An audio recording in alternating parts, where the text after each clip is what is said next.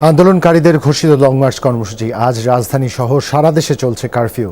সেনা সদস্যরা রাজধানীর গুরুত্বপূর্ণ পয়েন্টে অবস্থান নিয়ে আছেন। কিছুক্ষণ আগে রাজধানীর শাহবাগ এলাকার খবর জানিয়েছেন সহকর্মী নুরনবী সরকার। আমি অবস্থান করছি হোটেল ইন্টারকন্টিনেন্টালের যে মোড় রয়েছে সেখানে। আমি দেখতে পাচ্ছি আমার পেছনে সেনা সদস্যরা সাজোয়া যান নিয়ে অবস্থান করছেন। শিক্ষার্থীরা যে আন্দোলনের কর্মসূচি দিয়েছেন, যে লং মার্চ ঘোষণা করেছেন, সেই লং মার্চের কেন্দ্র কিন্তু শাহবাগ। কিন্তু শাহবাগকে কেন্দ্র করে চতুর্পাশেই কিন্তু সেনা সদস্য মোতায়েন করা হয়েছে। বিজিবি, আনসার, পুলিশ সদস্য সহ র্যাব সদস্যরাও কিন্তু সতর্ক অবস্থায় রয়েছেন। এছাড়া বিজয় সরণিতেও সেখানে কিন্তু টহল রয়েছে সেনাবাহিনীর এবং সতর্ক প্রহরা রয়েছে, এবং রাজধানীর বিভিন্ন পয়েন্টেই কিন্তু সেনাবাহিনী মোতায়েন রয়েছে এবং কারফিউ একই সঙ্গে চলছে।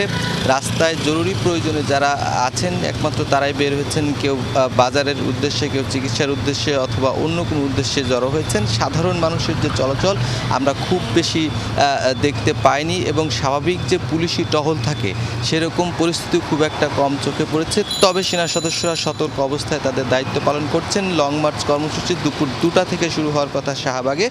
এখনও পর্যন্ত আমরা সমবেত হতে দেখিনি এবং সাধারণ শিক্ষার্থীদের। তবে যেহেতু এখন সকাল, হয়তোবা আর একটু পরে তারা আসার চেষ্টা করবেন। তবে আজকে পরিস্থিতি কঠিন হতে পারে। সেনা সদস্যরা সতর্ক অবস্থান নিয়েছেন। শাহবাগকে ঘিরে যে কয়েকটি সড়ক রয়েছে সেগুলো সবগুলো সড়কে পুরো শহর জুড়ে একটা থমথমে পরিবেশ বিরাজ করছে।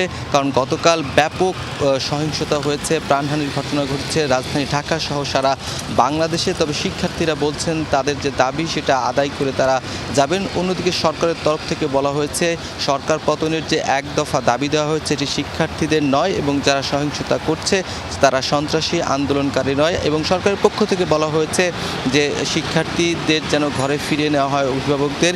সব মিলিয়ে পুরো ঢাকা শহরে থমথমে পরিবেশ কিন্তু বিরাজ করছে। নুরনবী সরকার, যমুনা নিউজ, শাহবাগ।